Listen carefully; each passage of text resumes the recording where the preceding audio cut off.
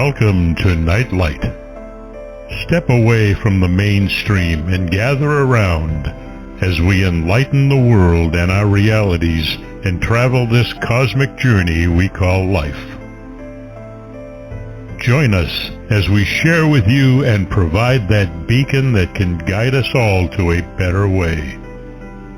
Explore with us as we examine a metaphysical montage of spiritual insights, covering everything from the mundane to the magical, UFOs to unicorns, and everything in between. This is a time of awakening, of sharing and evolving, of spreading our wings and soaring on the cosmic breath of creation.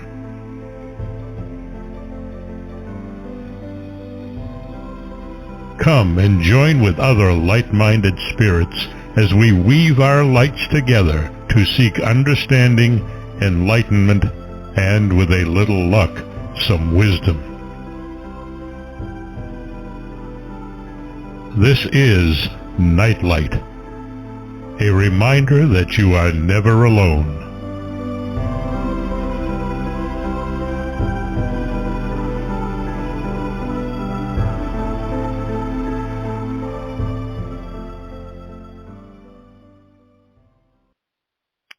Glad everyone is here for another Christmas show. We had a very uplifting discussion with Gary Wayne last week, and that show fortunately has not been banned yet, but he will be back with Barbara on the 18th. Tonight we'll be examining more mysteries from the Holy Land and Middle East with intriguing and ancient text scholar KEN GOUDSWARD. Tonight is another career retrospective show of like 4 or 5 of Ken's books. His latest book is entitled The Atrahasis Epic, a Sumerian Tale of Irrigation, Floods, and the Creation of Man. We'll get into his magic in the Bible, before Roswell, the Fermi Paradox, and he has a translation of the scriptures going on too. We'll hear a little bit. We have a meteor shower tonight, or it could be Rudolph doing some practicing. But that's Barbara said that should be like in I call it like full action about the time the show ends. So check that out in a couple hours. Okay. Hi, Ken. How are you? Hey, Mark. Glad to be here. I'm doing well. Thanks for having me. Oh, yeah. Oh, no. I'm glad you are here. I think what you are doing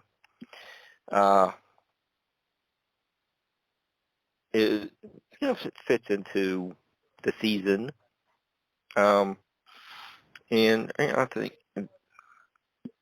we need to understand our prehistory, and as we go from book to book, really look forward to hearing about these tablets, the thought process of the authors, what people were thinking at that time. People were the listeners are going to find out a lot of these authors were almost like Arthur C. Clarke, really way ahead of their time in like sci-fi writing. So, Right. And you're referring to the authors of the ancient Babylonian tablets and also the ancient Hebrew texts as well. Right. Oh, yeah.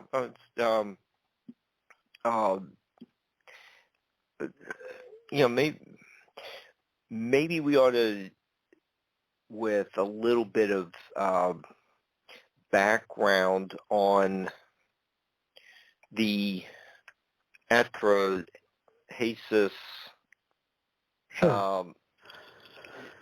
tablet, and then the Ennumish. Yeah, the Enuma Elish. Yeah, so that's it. I'm sorry. Sure. So I'll give you a little bit of a synopsis there. So basically,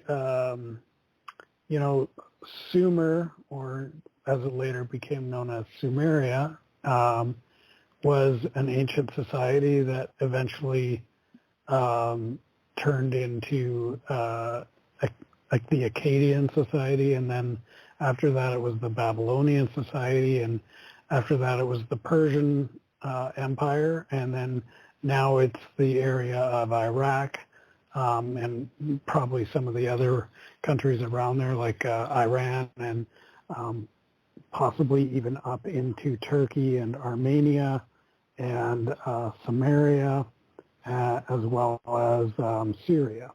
So basically the Middle East, around the Persian Gulf.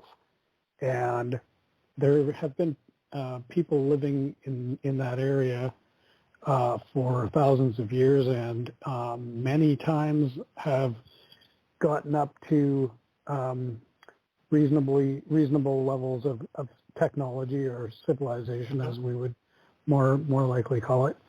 And the conventional wisdom tells us that that Sumer, the original society there, became civilized around 4000 BC, so that's around 6,000 years ago. Maybe a little bit earlier, but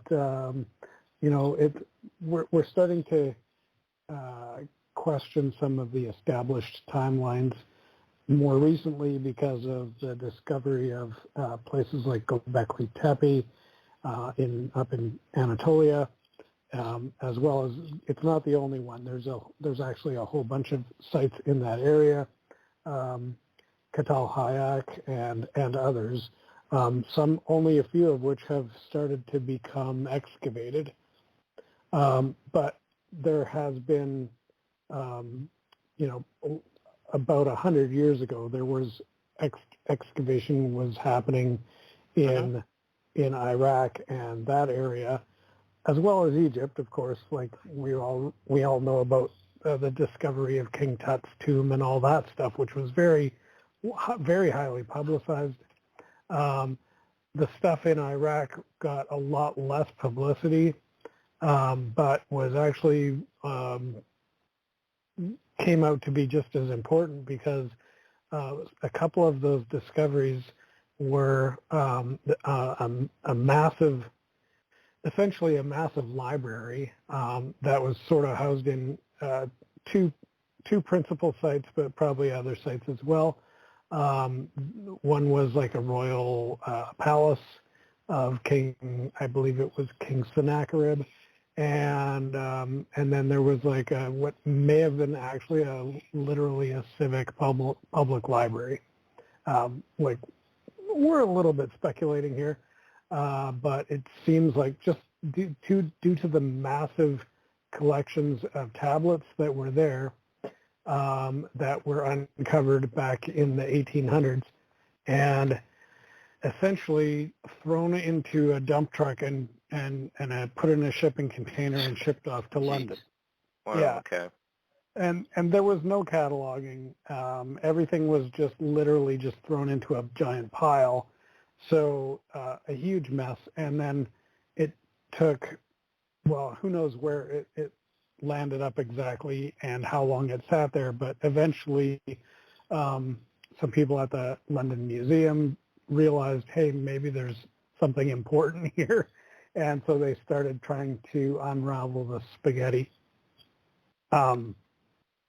So now we have scholars who basically started a whole new science of what they would become known as, I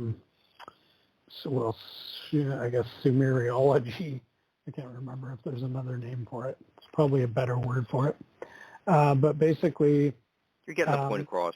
Yeah, so Egyptology was really catching on, and then these guys were like, "Oh, actually, we have a whole bunch of old stuff in our basement. Why don't we go look at it? Maybe there's cool stuff in it."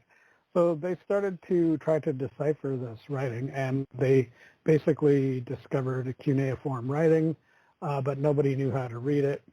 And so I'll just kind of skip ahead. Eventually, they figured out how to decipher this writing, and they were able to start translating these tablets. Now, tons of these tablets were literally just like paperwork. There was like tax files, and this is keep in mind, this is 6,000-year-old documents, but like tax files, shopping lists.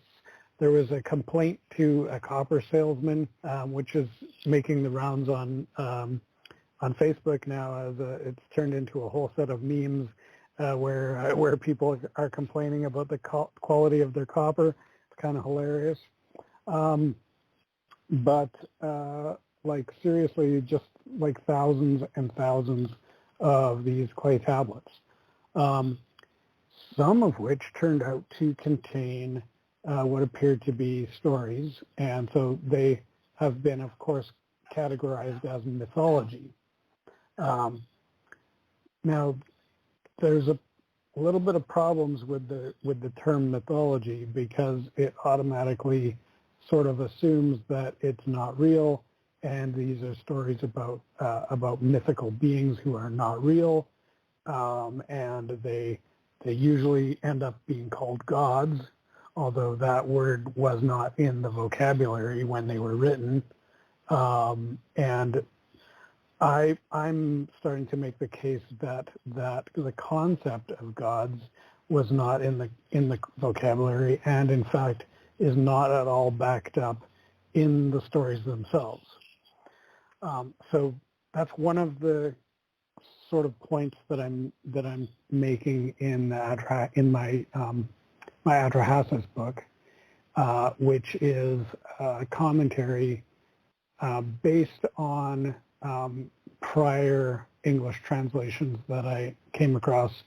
And the Atrahasis book is basically a sequel to the Enuma Elish, which is another one of these tablets. So basically there's these really ancient tablets, and they have stories on them, and then we're trying to assemble them in a way that makes sense. There's a whole bunch of other ones, which are stories such as Gilgamesh, which is some of our listeners I'm sure have heard of. Mm-hmm. And so some of these stories seem to overlap. I was just going to say that, like Enki. Yeah. There's a few Durs that.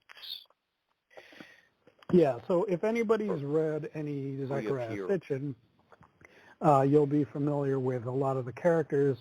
Sitchin attempts to tell these stories, but the issue that I have with the way Sitchin does it is that he will make a claim, and he'll say basically, this is what the stories say, and he'll say that, whatever point he's trying to make, but he doesn't ever tell us which tablet or which myth or which story he's taking this information from. So it's basically impossible to fact check anything that Sitchin says. So kind of that's sort of how I got into this, was that I was reading Sitchin, and I was like, yeah, this kind of sounds feasible, but I kind of want to know, where's he getting this from? And so I stumbled across some resources online where you can actually read some of these ancient texts, and translated into English, of course. And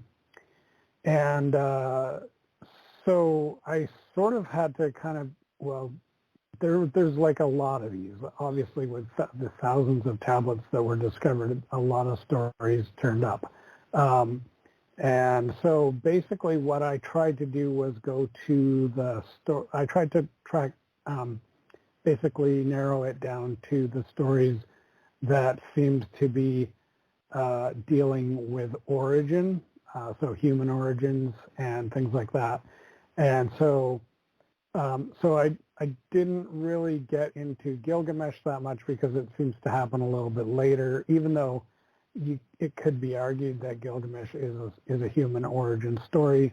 And there's a lot of interesting stuff in there, but so far I haven't written a book about Gilgamesh.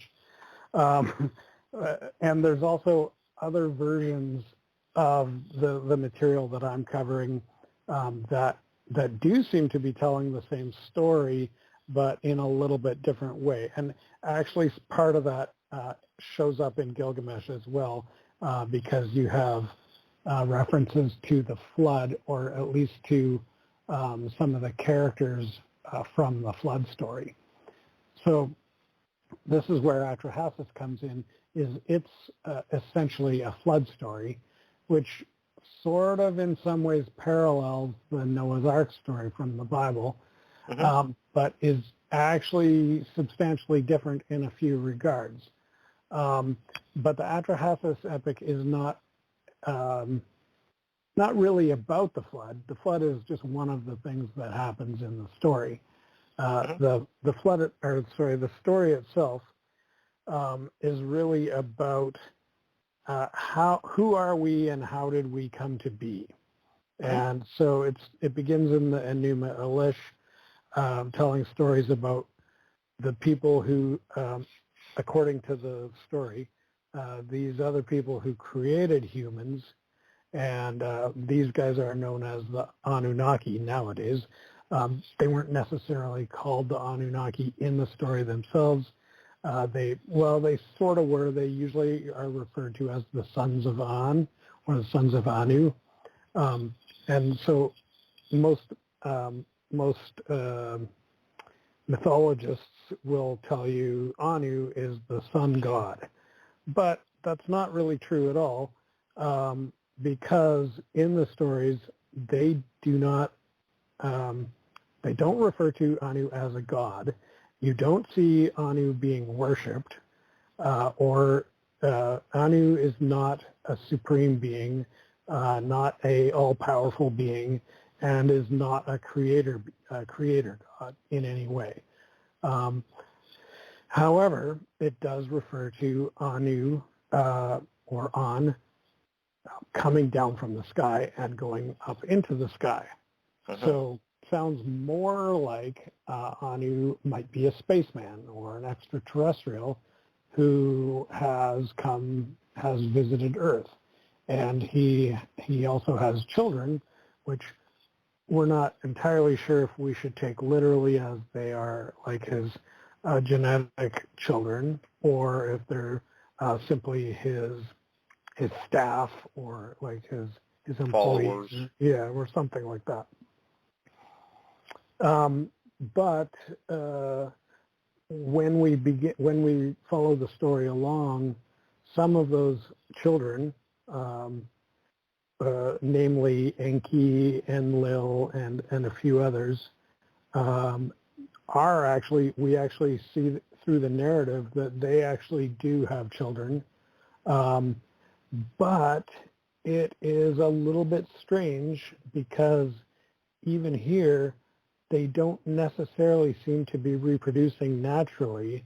And there's a fair bit of evidence in the text itself, in the Enuma Elish, that it's, rather than simple reproduction, it sounds more like some kind of biotechnology that they're engaging in. You really developed that in almost like test tube babies and that kind of genetic engineering in part 2. Yeah, for sure. So that does come up in the Enuma Elish, the part 1 of the story, where in that story, Enki creates, and it sounds like it's a bioengineering thing, he creates another guy named Marduk, who is also a kind of a big name in the mythologies because he is generally thought of as like a very powerful god. But he was just, he was a character that was created by Enki. Then later on in the Enuma Elish, in the Atrahasis Epic, Enki oversees his staff. He now has like basically a chief lab officer, and she's got 7 other Assistants. Yeah, 7 assistants, and they're called the womb goddesses. But again, the word goddess is an English word that we've put on there, so don't take that like to mean that, oh, it's definitely a goddess, that they're immortal or anything like that. There's none of that is implied in the actual text. But what we do see is that we have basically a technology company run by Enki that is now creating this new version of people in their lab. And they go through a lot of technical details in terms of explaining how this all works. And it definitely involves DNA. At one point, there's two separate kind of methods for the DNA extraction. One is that they actually have to kill one of their own. So let's call them gods for a second. One of the gods is literally like sacrificed to a god. Well, so it's, again, we have this religious connotation there that is not in the story. But basically what they do is they draw straws. They're like, well, we need some, we need body and we need flesh and blood to make this new thing we're going to do. Who wants to volunteer? And so basically they draw straws and this one guy loses, and so he has to die. But it's not because they're trying to like satisfy the whims of some supernatural being. It's because they literally need his DNA and probably his organs or his stem cells. Again, there's a little bit of conjecture here because like they're not using the same language that we're using, and also we have to keep in mind that over the last 100 years, since people have been translating this language, they always were working under the assumption that these people didn't know anything. They were rubes. They were superstitious. They believed in these spiritual beings. None of that is true, and in fact, they were highly advanced and technologically savvy. But of course, those assumptions really interfered with having a good translation, because honestly, the guys who were making these translations didn't know any of this stuff, and so how can they translate it into concepts that didn't exist 100 years ago that we're only now catching up on? So basically, I guess where I'm getting at is that the ancient Akkadians and Sumerian cultures had about the same level of technology advancement that we currently have right now. In fact, it seems like it was a little bit beyond where we're at now. And so the people who initially translated the Sumerian cuneiform tablets had no comprehension of the concepts that were being talked about in the stories. So they had to make up some stuff, which gave the text a very sort of a falsely religious flair that really shouldn't be there. Okay, and when you were talking about the creation of humans and understanding of DNA from like 6,000 years ago. Yeah. like one of the descriptions of making a lab-produced bio being, whatever you want to call it. It requires people to spit on clay. So there we have, the DNA mouth swabs that are done today, kind of mixed in with all these ancient cultures saying that, the first person was molded by the creator, from clay. So there's... Yeah, exactly. But here's the thing. The clay thing is not really wrong either, because in the Atrahasis description, they do use this one sacrificed person whose body they somehow use in this experiment. They also get everyone else, so the rest of the gods, I'm using my air quotes here, the gods have to come through, and each of them is to spit into this mix. So we have the original DNA material. Now we're adding DNA from the whole population, which gives you a really good gene pool to work with here. And also they are talking about a clay, basically a clay, they call it a clay brick. But of course, we're not sure how much weight to put on that translation, because that was translated by people 100 years ago who don't know what we know now, and who don't know what the Sumerians knew 6,000 or more years ago.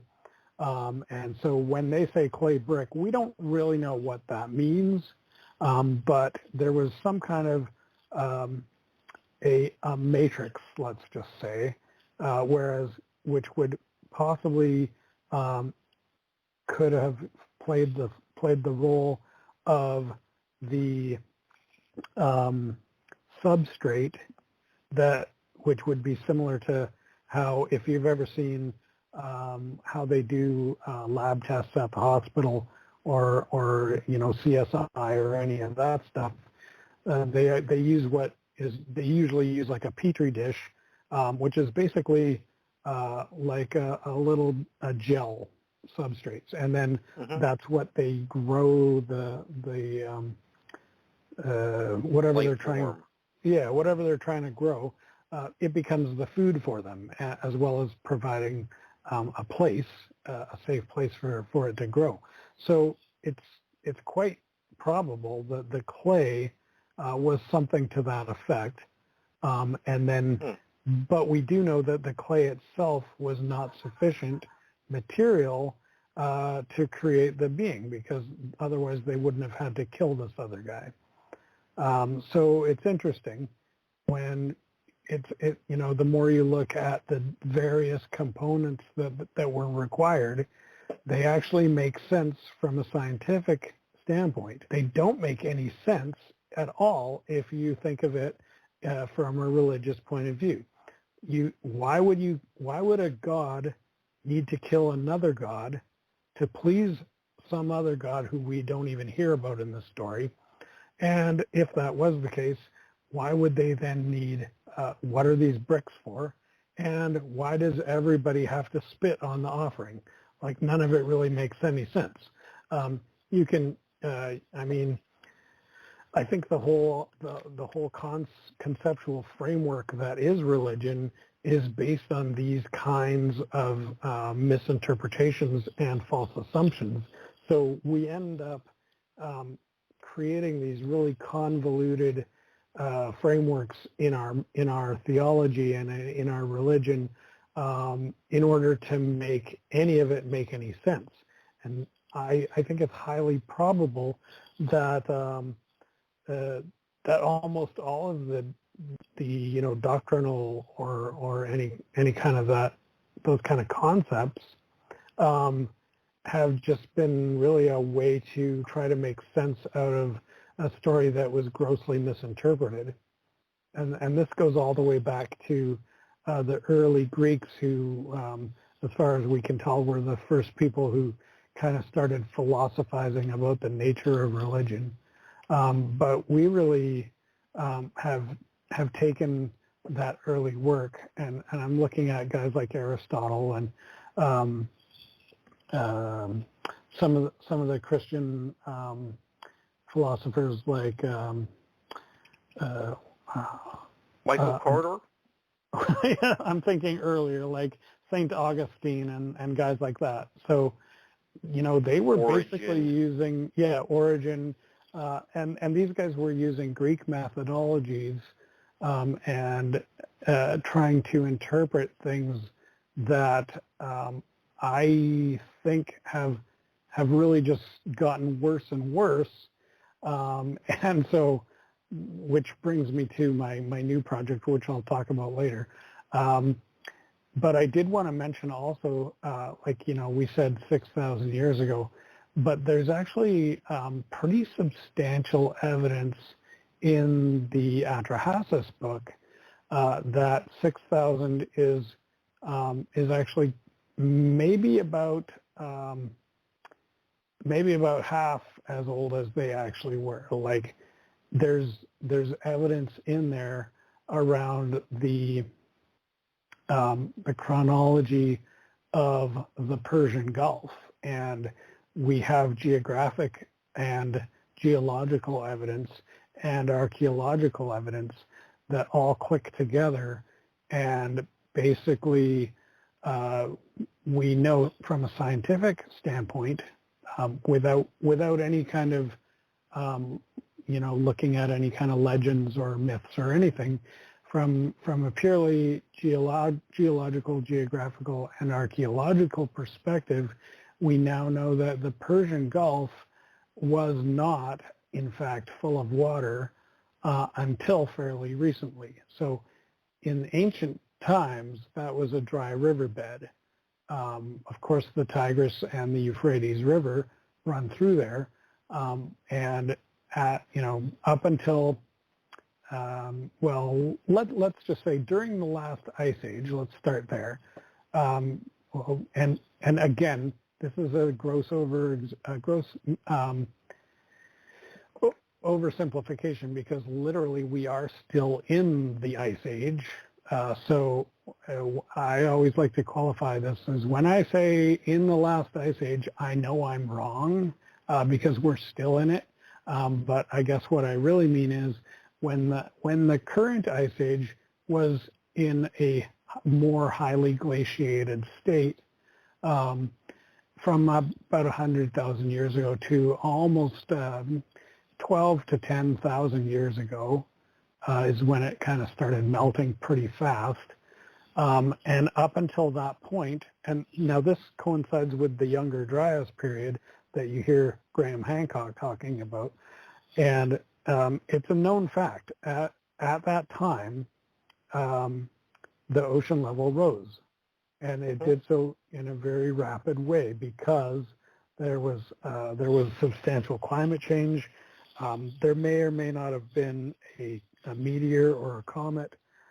It could have just been basically natural cycles of the way that weather works, because it can set off very imbalanced patterns, which cause dramatic shifts in a fairly rapid way. But no matter what the cause was, we do know that this did happen, and we know that through a lot of different scientific explorations of data, from mostly from geological surveys and like basically the way that the soil is layered and things like that, but also with ice cores. And so there's all these different scientific investigation that has all led us to the knowledge that, oh yeah, well, about 10 or 12,000 years ago, the ocean level rose up quite a lot, by about 400 feet. Now, keep in mind, the Persian Gulf is only about 100 feet deep. So if you take away 400 feet of water, which is essentially going backwards in time, you could imagine just watching the water levels drop. So up until around 10,000 years ago, the ocean was way down in what is now the Gulf of Oman, and there was no Persian Gulf. There was just a valley and some rivers coming down, and we know that the point at which the water rose up high enough to begin inundating what is now the Persian Gulf was around 8,000 years ago. So if we know that the Sumerian and Akkadian and Babylonian societies were centered around the Tigris and Euphrates rivers, and we definitely do know that, then we kind of have to also take into account the simple fact that civilizations are always centered around a river, and not just anywhere on the river, but at the mouth of the river.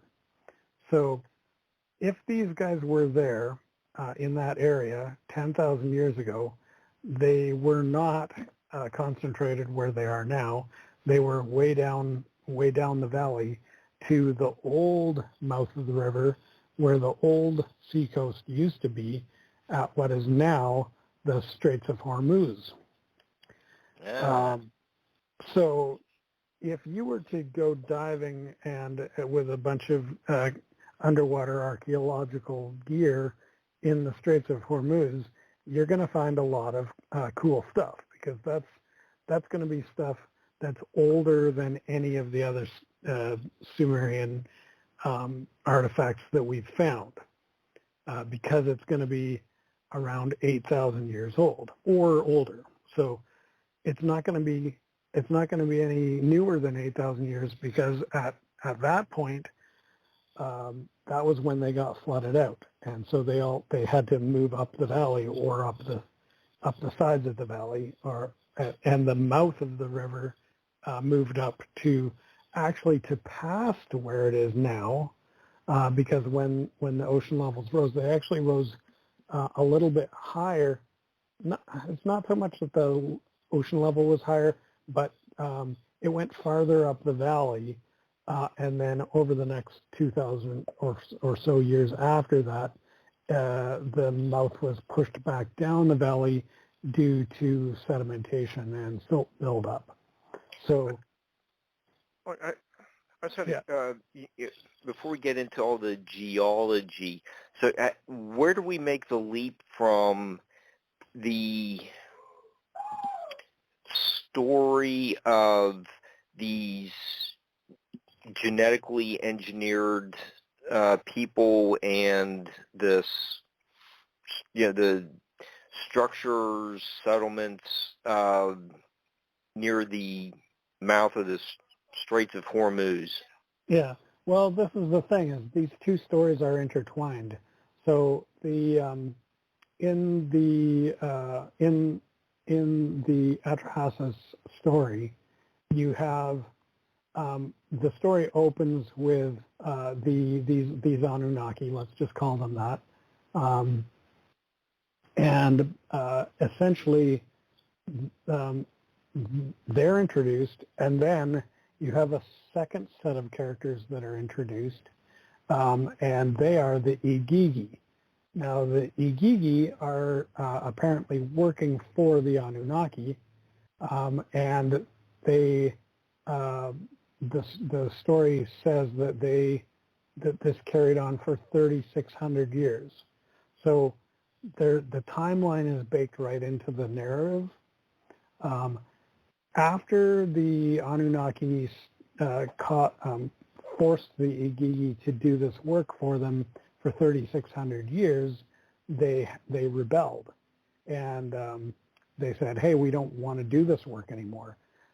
And this is interesting because the work that they were having to do was apparently, now I explain this in the book as to how I get to this conclusion, but essentially it seems like they were actually doing canal building and dredging of the rivers in order as well as irrigation in order to grow crops on either side of the river. They did this for 3,600 years, so that's almost 4,000 years, okay? Right. And it states very clearly in the narrative that they dug and dug, and they took the dirt and they piled up this dirt, which is a really weird thing to say. Like, why is that an important detail for this story? And we'll see why in a minute, so just stick a pin in that. But remember, 4,000 years of dirt, okay? It's a lot of dirt. Mm-hmm. Now, after 4,000 years, the Igigi go, hey, wait, this is not cool. We don't want to do this anymore. You guys have to come up with a better plan. We're going on strike. So at this point, Enki and his lab tech, whose name is Nintu, the two of them are working, and they have their 7 assistants, and they create another set of people that are going to do the work. So you have the Anunnaki, you have the Igigi who are doing the work for the Anunnaki, and now you have this new set called the Lulu. And at this point, the Lulu are now going to take over doing this work. This is where you get the story with the sacrifice of the. It's not clear whether this guy was an Igigi or an Anunnaki, but then all of these other Igigi who were there are all spitting. So what it may well be a commixture of Anunnaki and Igigi DNA. That's sort of my take on it. That's not 100% clear, but it's definitely a combination of a bunch of guys' DNA, and the result from that is this Lulu. Then it goes on to tell that the Lulu started working on this dam, and it says they worked for 600 years, and then there was a drought. Oh, then they worked for 600 years, and there was a famine. Then they worked for 600 years, and there was a flood. So the flood is just part of this same narrative. Now, here's where things get very strange. Well, actually, I should also mention, they also were building ships at this time. They already had navigation. So this is by the normal dating of these societies. This is 6,000 years ago. Supposedly, nobody was supposed to know how to build a ship back then. But in the story, we see that they're actually using ships, and then they actually straight up say that Atrahasis, one of these characters, builds a ship, and they're actually sending messages down the river to where Enki is. So here's another important part. So Enki is down the river. So that indicates to me Enki is down the river from the area where all these guys are working. The area where all these guys were working was to build canals, or to maintain the canals that were there on the floodplain, or basically in the valley. So these guys are all working in the valley, and they're sending messages downstream by boat to inform Enki of what's happening, which means that Enki is at the mouth of the river. Now, here's another interesting, here's where the things start to converge, and nobody's really, I don't think, noticed this before. So this is kind of why my book is very unique in this way. And so what happens is the guys who are dredging the river are most likely putting the dirt onto these dredges. I mean, it doesn't really say that, but let's think about this. If you have the ability to have a barge, and barges are cheap, they're really easy to make, especially if you're living right beside a river and you've got reeds growing everywhere, you can easily build a barge out of reeds. So the easiest way to get rid of the dirt that you're dredging is to put it on a barge made out of reeds and just let go of it. It's going to disappear off into the sunset down the river. The only other way to get rid of it is to put it in a basket, load it up on your back, or maybe you have a donkey, and take it away somewhere, which is going to take you hours, right? Why would you do that? No, you're going to scoop it into your barge, and bye-bye, there it goes. It's all automatic. So when it gets down to the mouth of the river, who's down there? Well, we know that Enki's down there. So, and this is a little bit of conjecture here, but I'm saying that Enki had a crew stationed with him at the mouth of the river, and they would take the dirt and they would then pile it up. The story already told us earlier that they were piling up the dirt for 4,000 years. The logical place for this to be happening is at the mouth of the river.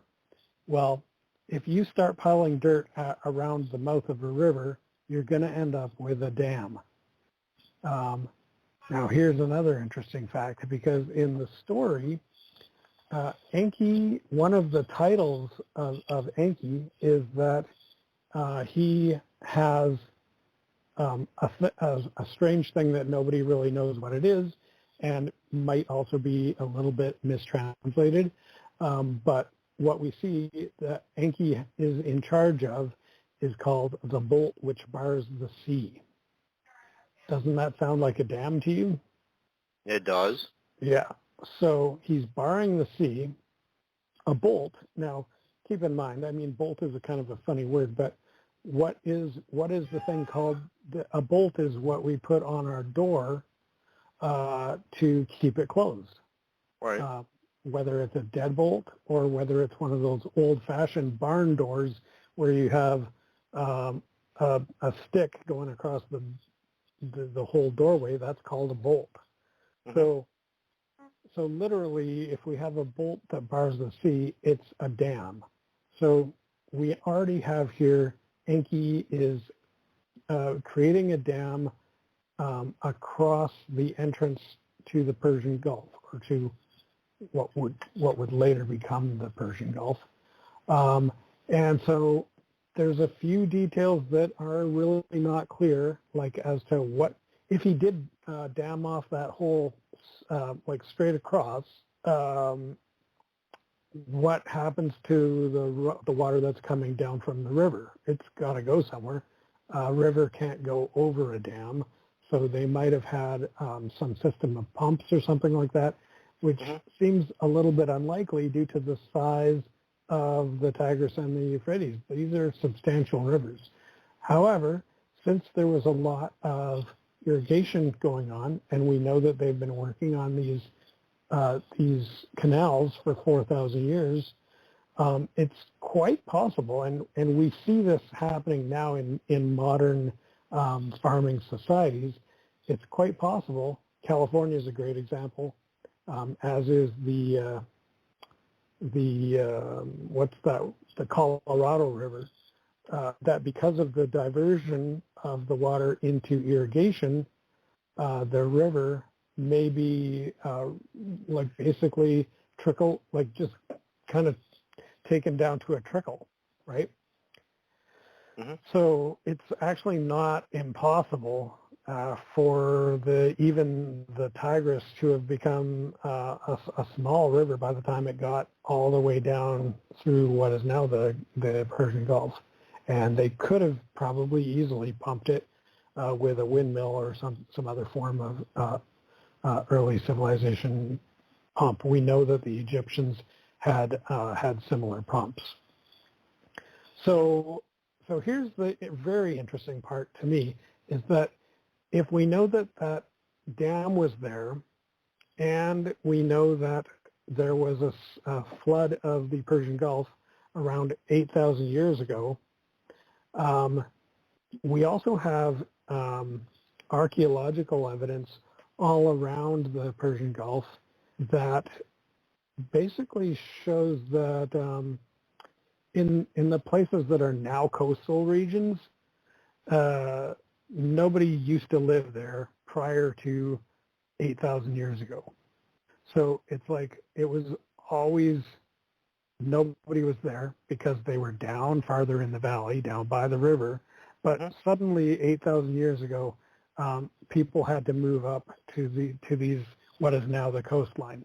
So it seems like it was a sudden shift into where people had to move. That makes sense. Which now, if you have a dam and then you have a sudden shift in the geography upstream from the dam, it's upstream from the dam, but now look at it from the ocean's perspective, right? If there's a dam and the ocean level is rising, it's going to rise up the backside of the dam. So if there's going to be like tons and tons, literally like megatons of pressure coming against that dam from the ocean, and these guys are working for 4,000 years to keep maintaining this dam because the waves are always eroding it. And so eventually the dam gives way and suddenly there's this catastrophic flood. And that's what forces everybody higher up to the elevations, and also kills most of the people. But now, again, this is where the flood story in the Atrahasis Epic is a little bit different because whereas in the Bible it's only Noah and his immediate family that survive, in the Atrahasis Epic, actually a whole bunch of people survive. It's very clear that most people are wiped out, but there's still, we don't really know how many, but it seems like hundreds, and the reason I say that is because the survivors are actually the Anunnaki are kind of mad that so many people survived, because by now they were getting a bit annoyed with these people, and so they basically, the Anunnaki now have a big meeting and they're like, well, okay, we were hoping that would wipe these guys out, but look, there's still a bunch of them here. What are we going to do with them? I say we kill them all now. And so they debated back and forth, and eventually what they decided was we're going to divide them into 3 different groups, and we're going to put various forms of you could say punishment. It's not really punishment, but basically they put some limitations onto the survivors, one of which was to limit their rate of reproduction, which is weird. It doesn't tell us how they did it. So we don't know if it was something akin to what the Chinese government is doing now, or if it was some kind of like physical, biological means, and if they had the means to create these people in the first place, it certainly would not be out of reach for them to manipulate their DNA in some way as to limit their reproductive rates. So very odd. So that's a bit different from the Bible story, but it's actually kind of similar, because in both stories you have these gods getting mad and kind of saying, well, we don't really want these people here anymore. Now, but again, let's go back to the timeline for a sec, because I never finished my thought process there.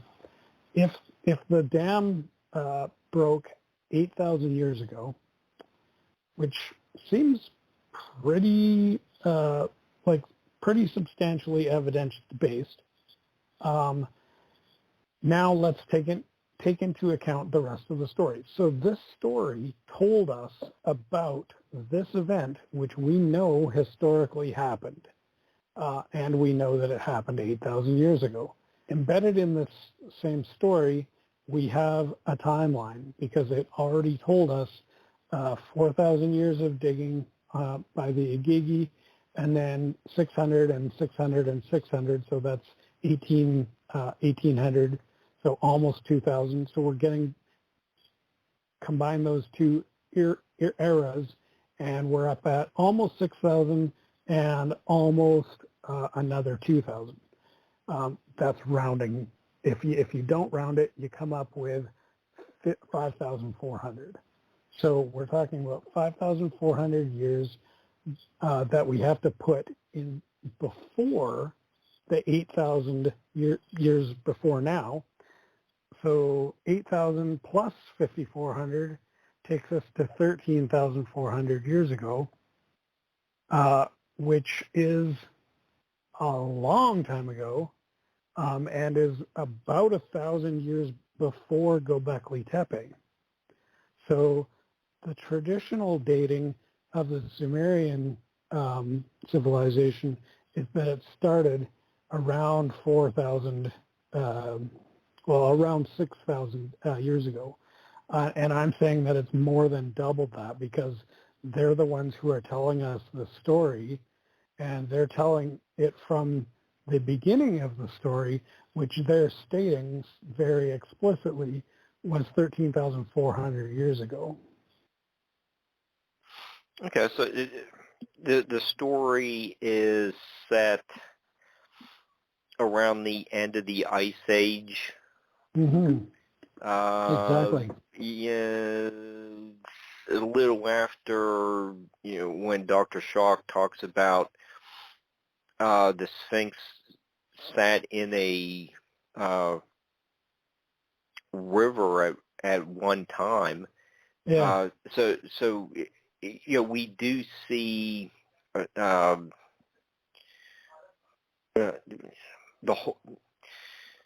Middle East with let's just say the Sphinx and the tablets that you're talking about. They are documenting changes in geology, like rivers jumping course. Their artifacts are revealing much older civilizations. Absolutely. And the more we dig, we're now finding more and more evidence that is corroborating that. I mean, Göbekli Tepe is not the oldest site in Anatolia. And again, I don't have absolute dates for the other sites, but we do know that Göbekli Tepe was very solidly dated. I believe it was, I might be getting this a little bit wrong, I think it was 12,800 years ago. It was a 12-something for sure.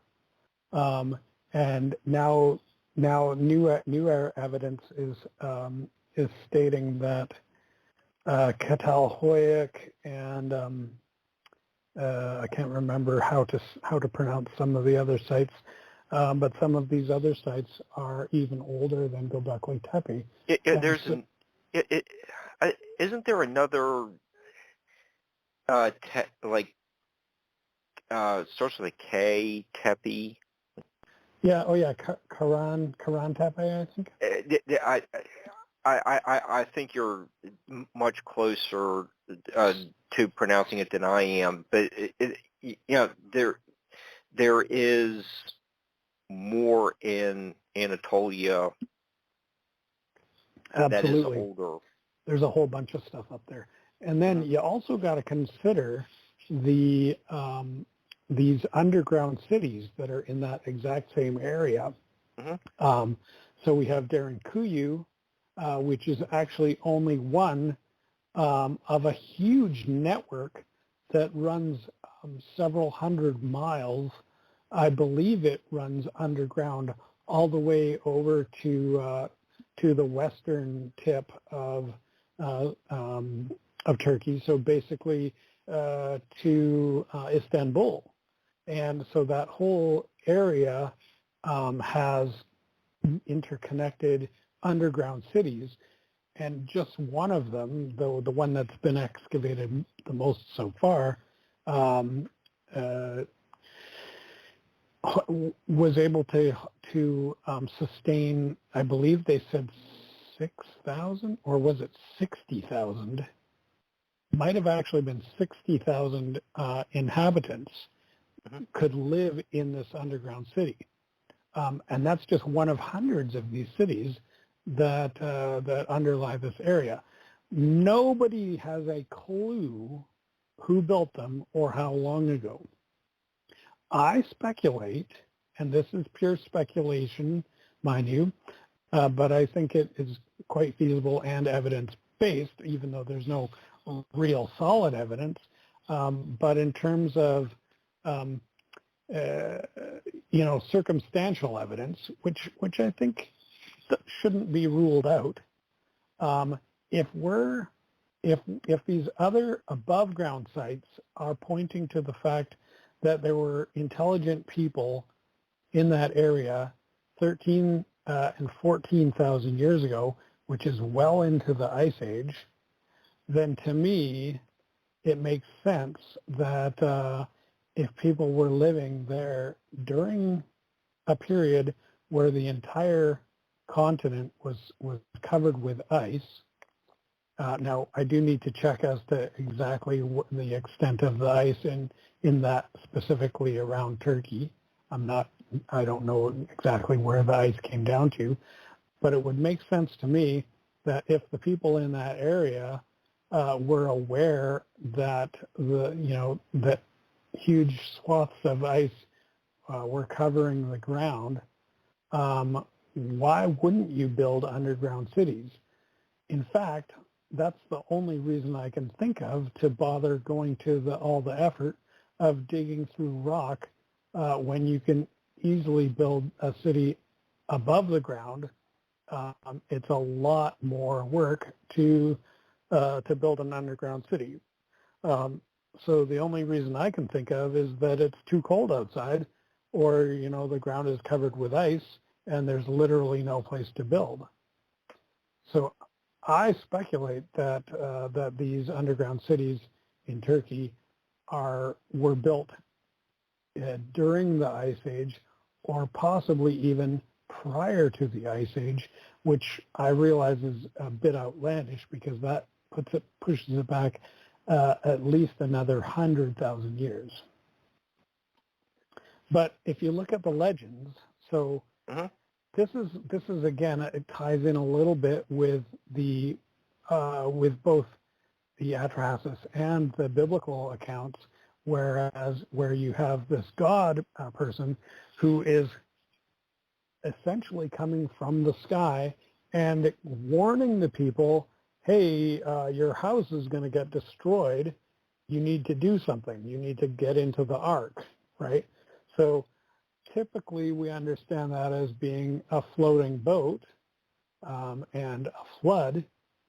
But what if the ark is not necessarily a floating boat, because there's no indication etymologically or anything like that it's a boat. It just says get into this thing. Like it usually uses a word that is not accounted for in any other place because it's a unique situation.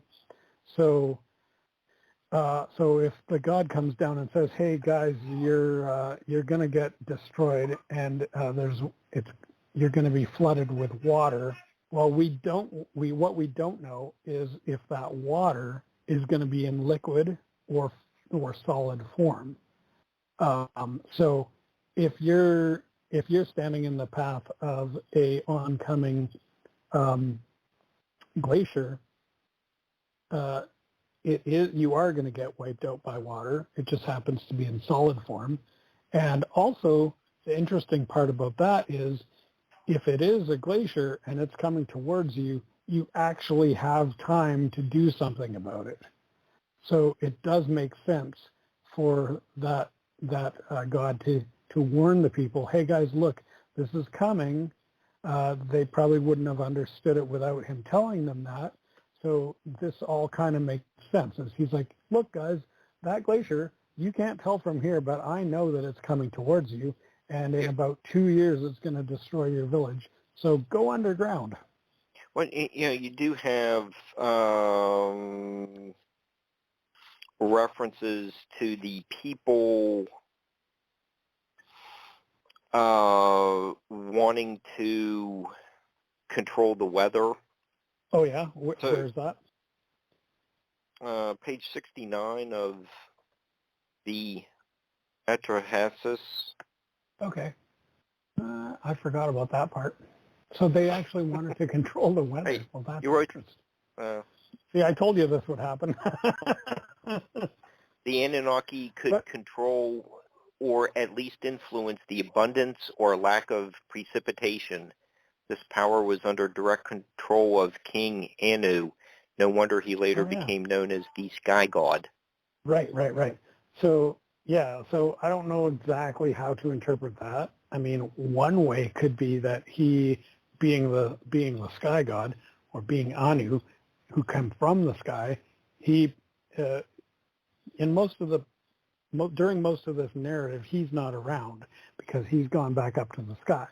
So to me, if you were going to take an Ancient Aliens interpretation, to me that kind of makes a lot of sense with the narrative because he's now in orbit or able to fly through the atmosphere.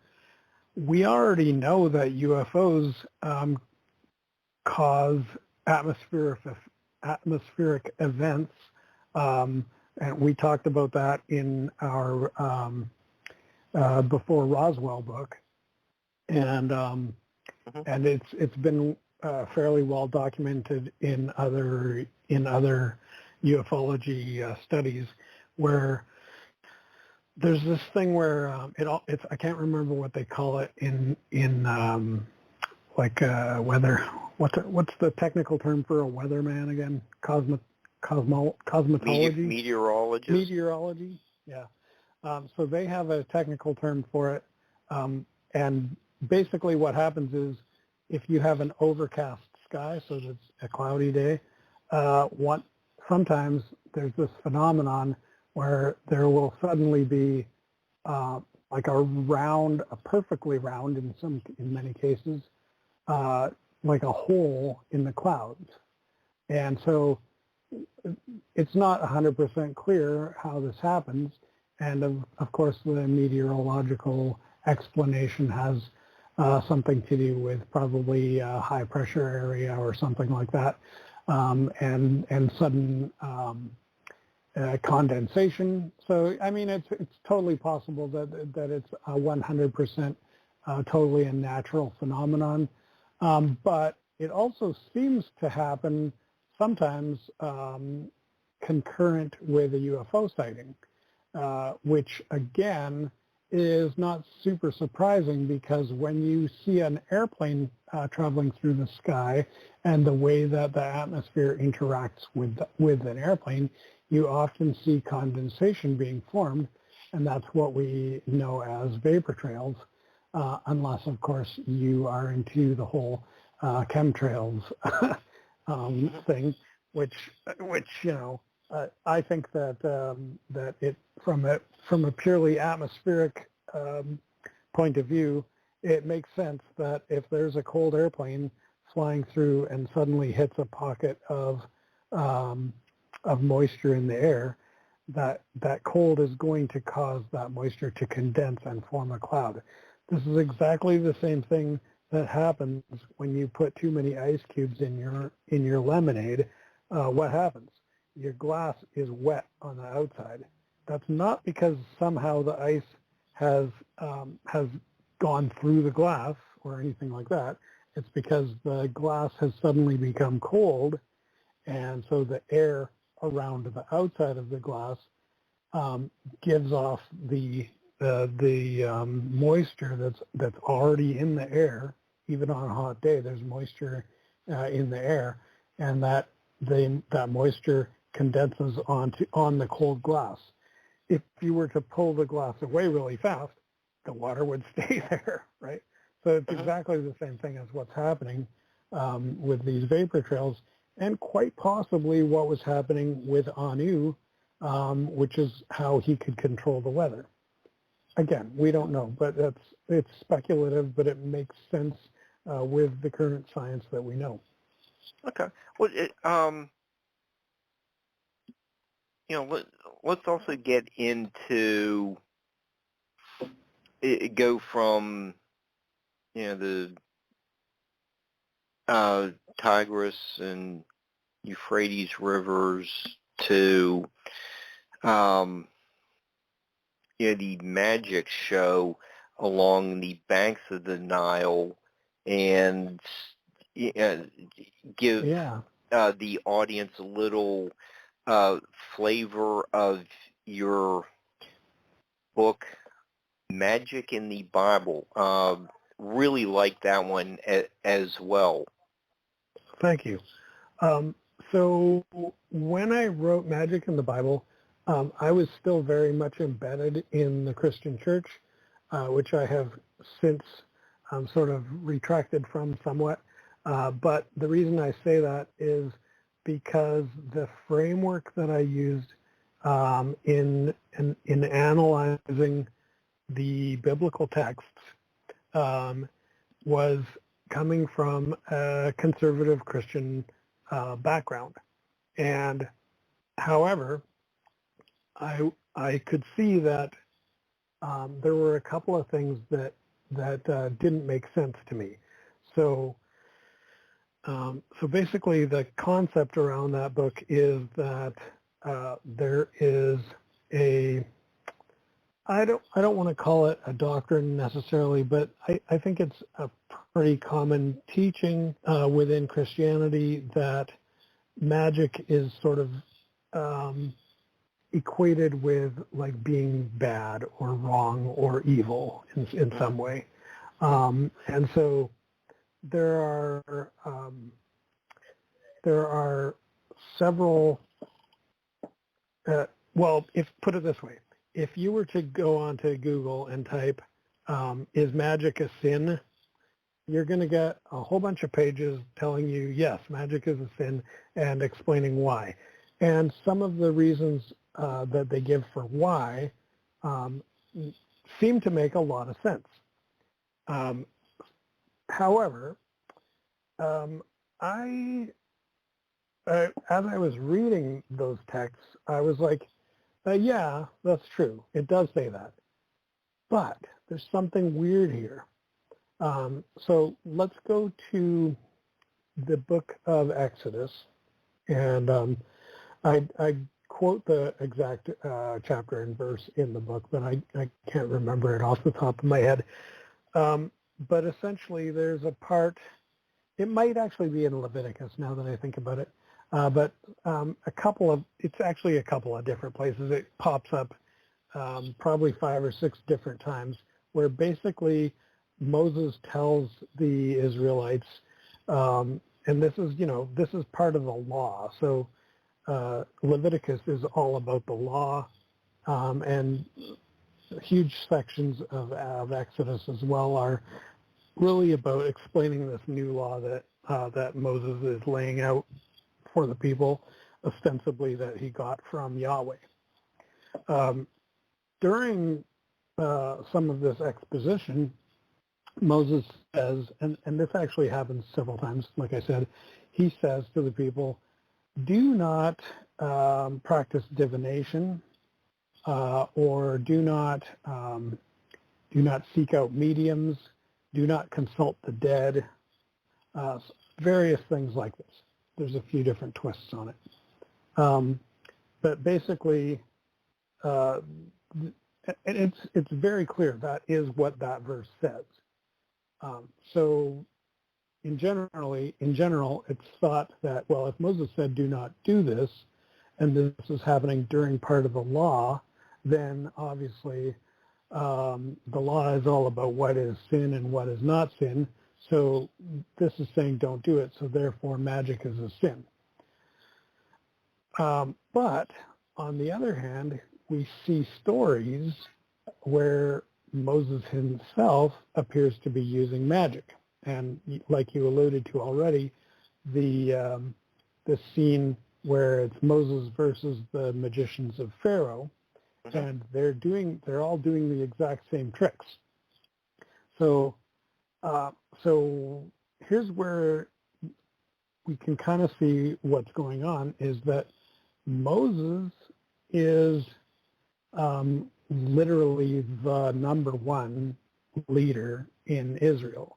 Like, it's Moses, and then everybody else is under him. At the beginning, it's literally just that.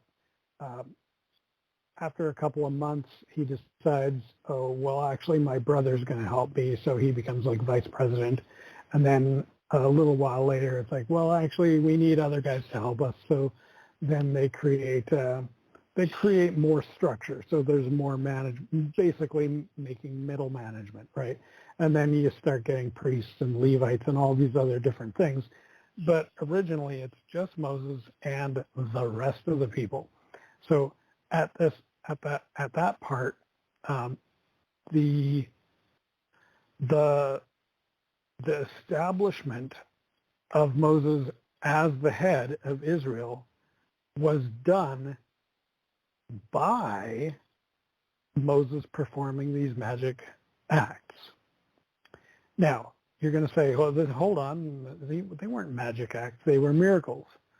Okay, yeah, no, you're right. So let's look at that. So then we examine the difference between a miracle and some other. So basically, it's hard to, I can't explain it really off the top of my head, but I do a much better job of explaining it in the book. There's a whole chapter as to what's the difference between miracles and this other magic stuff. And so basically what it comes down to is, and I think I do a pretty good job of showing in the book that Moses was actually doing magic. It just so happens that Jehovah taught him how to do a couple of these magic tricks. But after he taught him how to do it, he left, and Moses was doing the tricks on his own. It's never the case that Moses had to call out to God for assistance to do the trick. He could do it himself. And if you don't believe me, take a look at the story of the water from the rock, where Moses strikes the rock with his magic wand, also known as a rod or a walking stick, and God gets mad at him for doing it. So Moses did a thing all by himself, which he then got in trouble from God for doing. So clearly God was not the one doing it, so clearly it was not a miracle. And yet Moses was able to accomplish that. So he had the power to do it, and he had the ability to do it, and he did it. He also had the will to do it, and that will was in opposition to the will of Yahweh in that particular instance. So I talk a lot about that kind of stuff. And then I also talk about, it's not just Moses, because if you take a look at, well, actually, before I move off of Moses, we do know that Moses was born in Egypt, and his mother was afraid, so she abandoned him in a basket in the river. And guess who found him? It was the Pharaoh's daughter. So Moses is essentially adopted into the house of Pharaoh, where he is educated as he grows up. And what does Egyptian education consist of? Well, they called it math. We now call it math. It's the same word, but to them, math is the rules by which the universe works, and that consists of mathematics as we know it, arithmetic and things like that. It consists of accounting and economics, and it consists of religion, and it consists of whatever the actual conception of Egyptian afterlife is, because the Book of the Dead and all that stuff, we don't really understand what they thought. We think we do, but that's a lot of back projection. So all of that, whatever that looked like, that was all part of this, part and parcel of this, all of the stuff they were learning, as well as geometry, geography, earth sciences, chemistry, what we would later call alchemy, and religion, as well as politics and philosophy. All of that was wrapped into what they called math. And oh, but I almost forgot another part, magic. That was part of it too. So you can't separate magic from math, from geometry, from science. In the Egyptian education system, it was all one thing. And this is why Moses was able to perform these magic acts. He had the Egyptian education training to do it. Yahweh gets involved as well, but that's only after Moses has already completed his education and is a grown man who's left his father, the Pharaoh's home. We also see that Pharaoh himself has a whole bunch of other guys who are, his whether they're his small council, if you will, kind of like Game of Thrones style thing, or maybe they were priests, or maybe they were the teachers. We don't know, but these are other academics who lived in Pharaoh's court, and they can do all the same magic acts that Moses can do. So it's clear that they had the exact same training. So these magicians of the Pharaoh is this bunch of guys, but also Moses is included in that group. Moses is a magician of the Pharaoh, except that he just happens to not be working for Pharaoh anymore. You see the exact same situation happening with in the book of Daniel, where the prophet Daniel is a magician in the house of the court of Babylon. Nebuchadnezzar, and also Daniel actually served under 3, possibly 4 different Babylonian kings. He was there for he had a long career as the chief magician of Babylon. He was in the role for probably 20 years. Again, this is well documented in my book. I give specific dates as to the rise of Daniel through his career in the house of Babylon as eventually becoming the chief magician. We literally have dates for it. They're given in the Bible. And he's also not. So there's Moses and Daniel, and there's also a third guy, and that is Joseph. So Joseph again is back in Egypt, and when we all know the story about him rising through the ranks and becoming the number 2 man in Egypt, which means that there's the Pharaoh and then there's Joseph. Well, the only way that Joseph can get to that position is by getting a proper Egyptian education, which again is exactly the same thing that Moses did. And again, Joseph becomes essentially the chief magician of Egypt.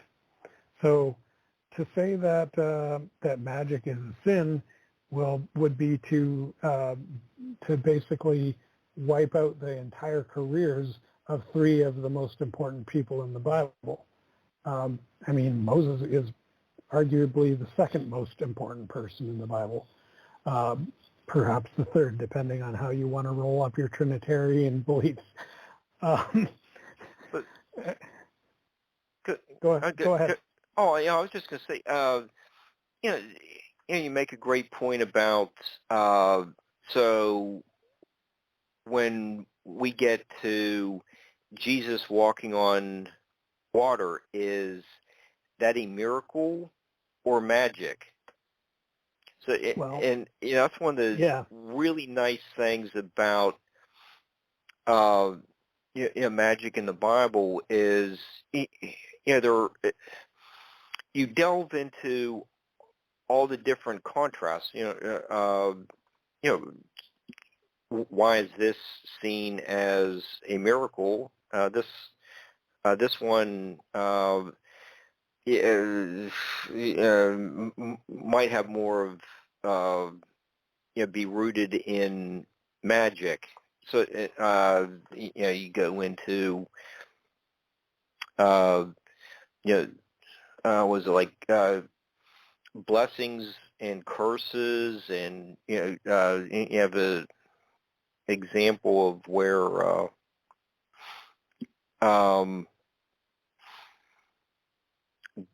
God actually cursed someone. Yeah, it's weird. So now I'm getting mixed up because of my new research, where in what I'm finding now, because I'm doing this new translation from the Hebrew, it seems at the moment, and I still am in the midst of this, I need to do a lot more digging, but it seems right now that there is actually a single word that means blessing or curse. So basically, there's a thing happening where there's let's call it a charm, maybe, or a spell. Let's say it's a spell. We're talking about magic. So, okay. So basically, spells are put on people, and these spells can be good or bad, right? So, yeah. I mean, it's the same thing. You can do with magic, if you have the ability and the power to perform magic, you can do good with it, or you can do not so good things with it. And this appears to be what's happening in the texts where it's talking about blessing and cursing. At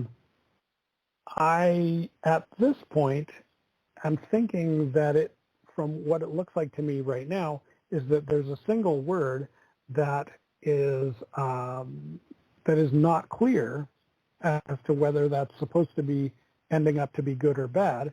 And maybe that's a false dichotomy. Maybe like good and evil, like, is it really this black and white thing all the time? Well, it's kind of not, because, there's all kinds of other examples that you could dig into in the Bible about sometimes you can't tell if the guy is supposed to be a hero or a villain. Look at King David. He's a hero, except he commits murder and adultery and these things. Well, yeah, he makes up for it after. Well, okay. And then you have Abraham. Well, Abraham's like the father of the entire nation. Nobody talks about the fact that Abraham was actually a warlord or gang chief. It says very specifically, very explicitly in the book of Genesis, it talks about Abraham going to rescue his nephew Lot, and he doesn't want to do it at first, but eventually he decides, okay, let's go. And what does he do? He summons his standing army of 300 men. So essentially, the Bible says that Abraham had a band of mercenary men at the ready that he could call at a moment's notice. That's a weird thing to do. Like, that's not a normal shepherd thing, right? How did he have that set up? Mm-hmm. So, yeah, if you have this spell, maybe it's not even clear to the person who's applying the spell. It might not be clear what the ultimate effects will be. And honestly, maybe it's both. Maybe it's like, okay, this is going to happen, and it's going to be great, but it's also going to have these negative side effects. So I think to think about blessing and cursing in more of a gray way, I guess. Okay, well, you were just giving one example of David is a hero. He had his flaws as well.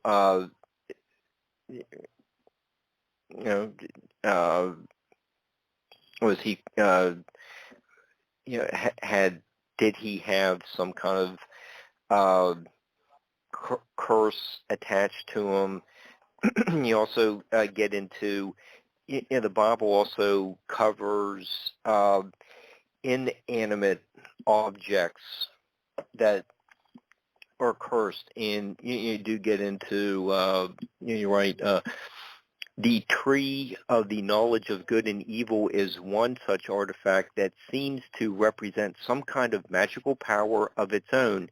The tree embodies a powerful curse that falls on all of mankind. In many ways, the tree itself may be considered some kind of magic item. Yeah. I mean, that one's straight out of Snow White, isn't it? Mm-hmm. Like, you have this witch that picks the apple and tricks the young girl into eating the apple. It's literally the same story. So in the fairy tale version, we're explicitly told that it is a poisoned apple. And essentially, what is a poison but a curse? Because if you eat it, things are not going to go too well for you. So right. It's a physical embodiment of a curse. Yeah, I mean, so I guess you could also kind of think of the Ark of the Covenant in a similar way. Anybody who touches the thing dies. Like, what's up with that?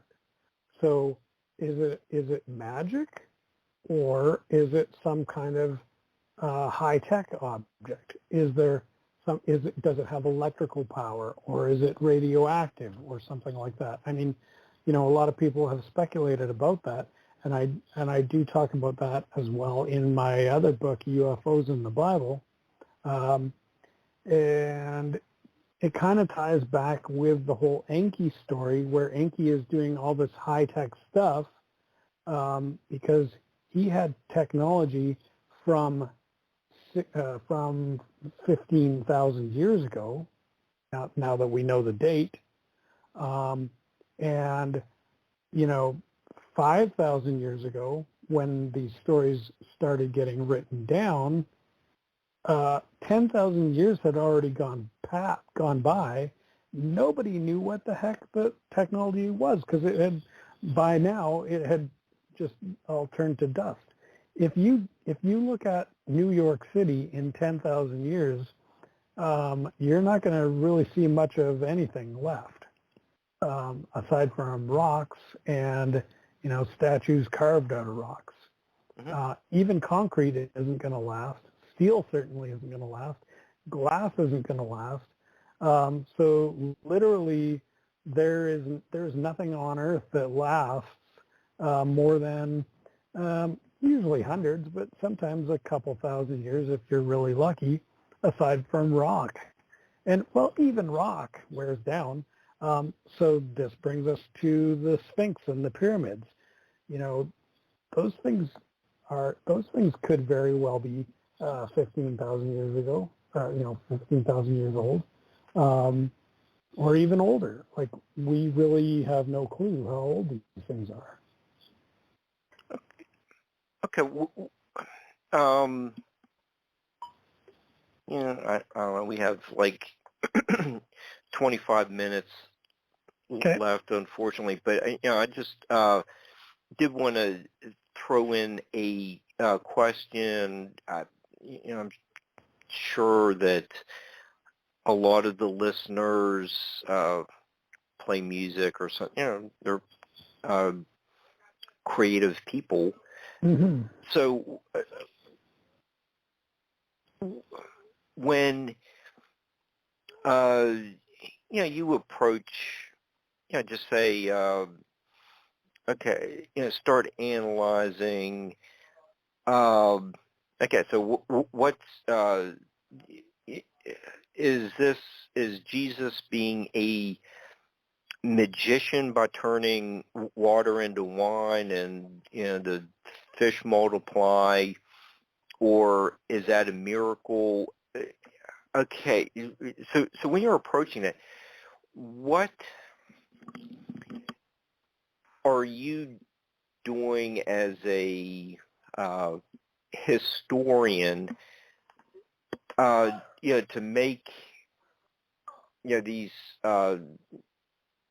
stories reflect the times, but also to connect with your readers? How do you approach topics like this to develop into a book? Like when I'm writing, or do you mean like Yeah. when the writers of the gospel were writing those stories? No. When you're doing like a compare contrast with. Well, okay. So actually, before I answer that, what's your creative process? Okay, what's my creative process? Well, yeah, in the magic book, did I talk about healing, like my experiences with healing people at all? I can't remember. No. I don't think you. I think I wrote that book before I was doing any of that. So so the reason I ask is because that's going to influence my answer. But that's good. So so I'll say after I wrote that book, really kind of allowed me to think more open-mindedly about what might be possible. And so I actually took some training on how to do healing, and this was church-based healing from established Christian healing organizations. So very much using principles that were taken from the ministry of Jesus, and then attempting to apply those to our current reality. And it was myself and some other friends, and we were able to successfully heal some people. So there's a lot of things that Jesus did that seem amazing. And so we typically will label that as a miracle. But in my book, I talk about the way I differentiate between a miracle and magic. And ultimately, I don't really differentiate, but let's just talk, because we're talking about labels. Is it a miracle or not? One kind of guideline that I used is, okay, a miracle is something that God does. Only God can do miracles. So if something amazing happens and you want to know if it was a miracle or not, you have to ask, was God involved? Like, did God do it? Did anybody ask God to do it? Was God there? So what are the circumstances around that? When we look at the so-called miracles of Jesus, one thing we do not see is Jesus praying to ask God to do a thing. Now, don't get me wrong. I'm not saying Jesus never prayed, and I'm not saying Jesus never asked the Father to do things, but these are not the instances that we generally associate with miracles happening. If Jesus wants to walk on the water, Jesus apparently just goes and walks on the water. If Jesus is at a wedding and they run out of wine, we don't see Jesus running to the closet and praying. We just see Jesus telling people to bring him the jug. So is that a miracle? I'm going to say by that definition, no, it's not a miracle, because I don't see Jesus asking God to do anything. I see exactly what I saw Moses doing, where both Moses and Jesus had a task to do. They went out and did it. And the reason they could do that was because, and this is completely just within the Christian framework now, and so I'm kind of putting my mind back into that box a little bit. But both Moses and Jesus had been given the authority by God to do this thing, basically to do whatever they want. Now they could abuse that authority, as we saw with the water from the stone, but they had the power to do it, and they had authority to go out and make choices to use that power essentially how they saw fit. So when we read these miraculous things that Jesus is doing, and he's not asking God to come and do it, that changed the way I was going about our healing ministries. And because when we started, we were kind of, you've got a sore ankle. Okay, well, we would pray, basically. So we would lay our hands on and pray. And it was okay. And then, but after a while, we kind of came to this realization that maybe we don't actually need to involve God directly, because he's already given us the authority and the power to do this. And so then we tried experimenting with, instead of it being more of a prayer thing, it was I'm just going to put my hand on you and the healing is going to happen. And it did. So we tried it both ways, asking God to do it and just doing it. And they both worked. So what does that tell you? Well, I don't really know, but it makes you wonder, right? Mm-hmm.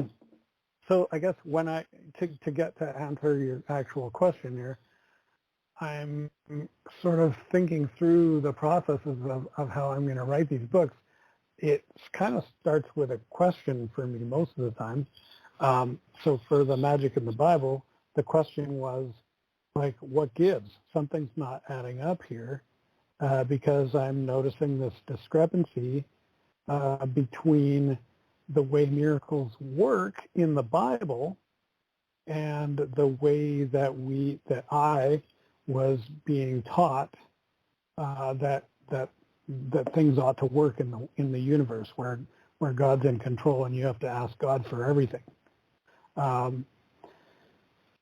So that's sort of one thing, and basically that's sort of my approach, is that I see things that don't make sense, and so then I start asking more questions around that, and I think you could say the same thing for all of my books, in that's basically my process. I kind of talked already about reading Zechariah Sitchin and seeing things that don't make sense, and okay, well, I'm going to source check you here. But I can't find the sources, and then the deeper and deeper I got, it's like, well, that's not what it says at all. Like, Sitchin talks about the planet Nibiru, which, and he has all these theories about it, which I'm sure a lot of our listeners are going to know about the planet and how it's supposed to have this wildly elliptical orbit and yada, yada, yada, and there's people living on it and all this stuff. No, that I don't buy any of that stuff. The reason I don't believe that is because that's not what the Sumerian texts that I've read say about Nibiru.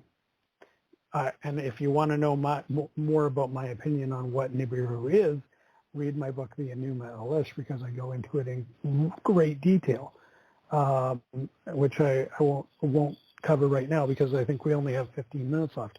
But yeah, so that's basically how those two books started, because I started out with the Enuma Elish, and then the Atrahasis kind of just followed up sort of logically, because it's essentially a continuation of the same narrative.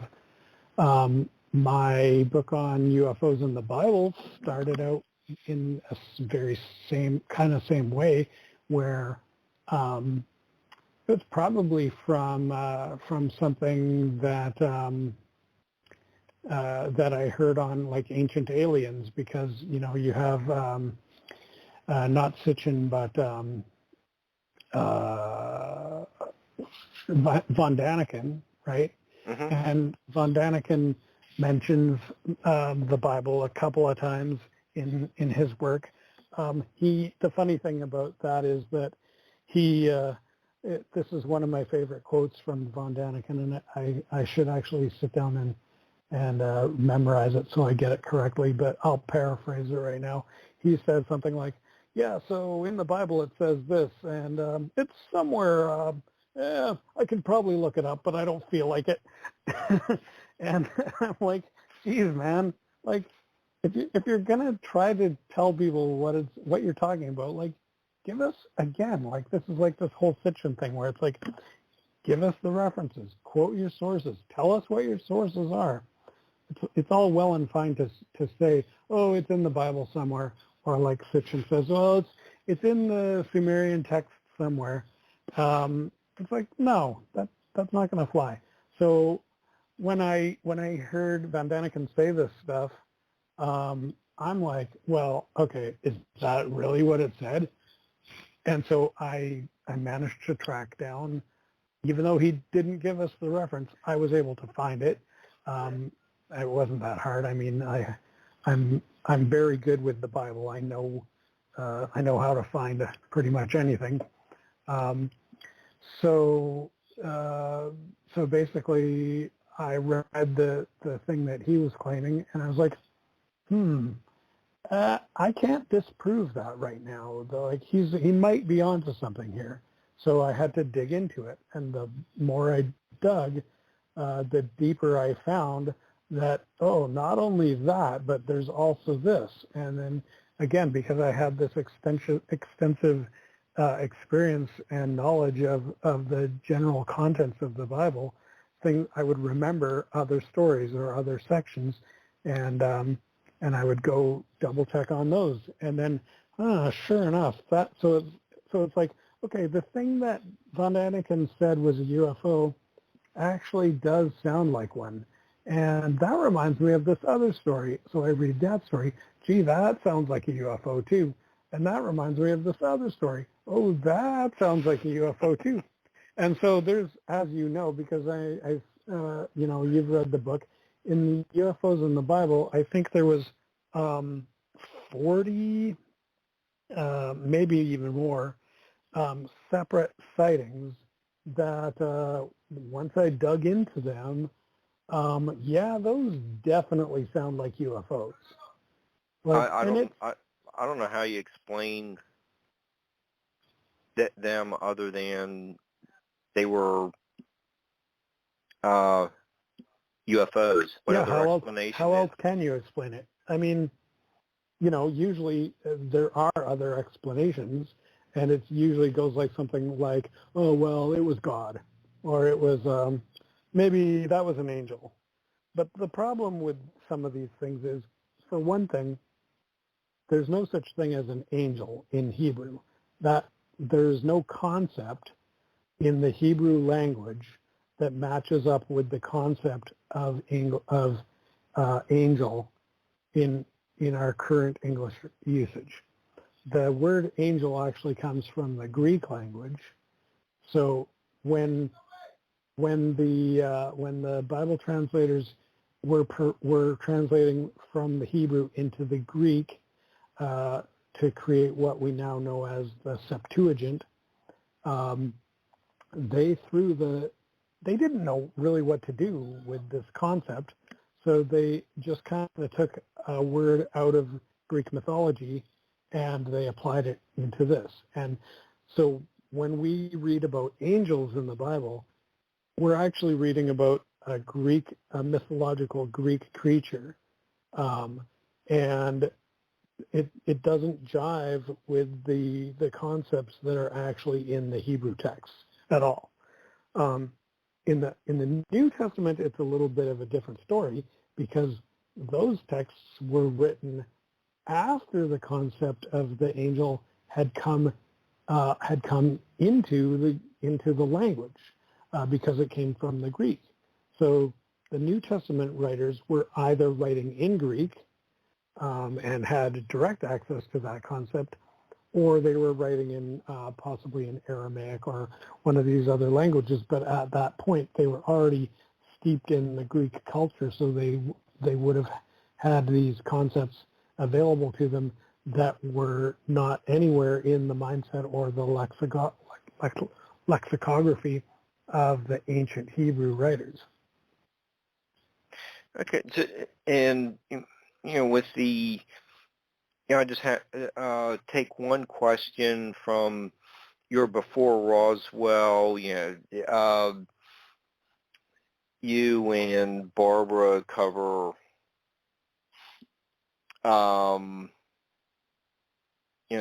the Magi. Do you think they were following a UFO to the manger?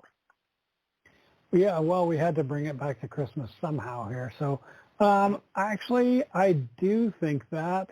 And the reason I think that is because of the way that the supposed star moved in the sky. So there's a whole bunch of interesting things that you could really get into in terms of digging into who the Magi were, where they came from, what it was that they had that when they were bringing gifts, and even how many of them were there, because the traditional story of there being three of them, I don't actually think that number is found in the Bible. I'm pretty sure about that. So there's all these other legends that are playing into the story that, we assume that this story is from the Bible the way we read it, but really only a few parts of that are from the Bible, and then there's a lot of parts that are from other traditional tellings of the story.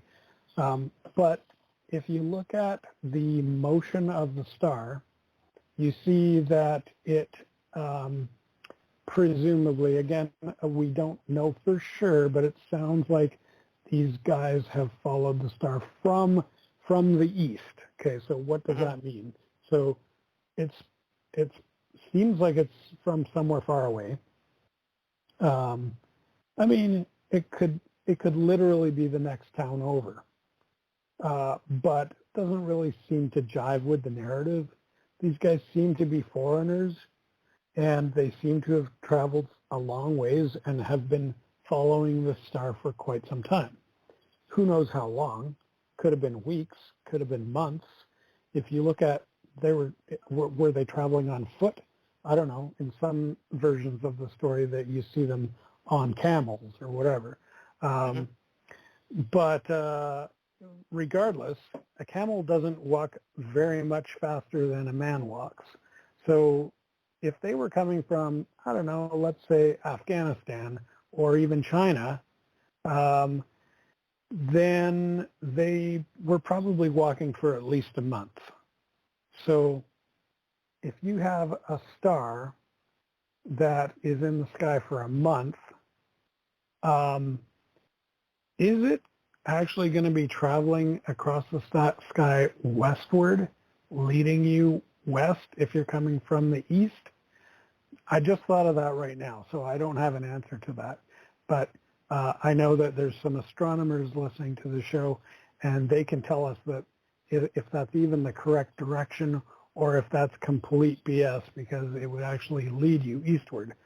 I don't know the answer to that. And then it stops suddenly. Yeah, so then it stops suddenly. Okay. And then it starts again.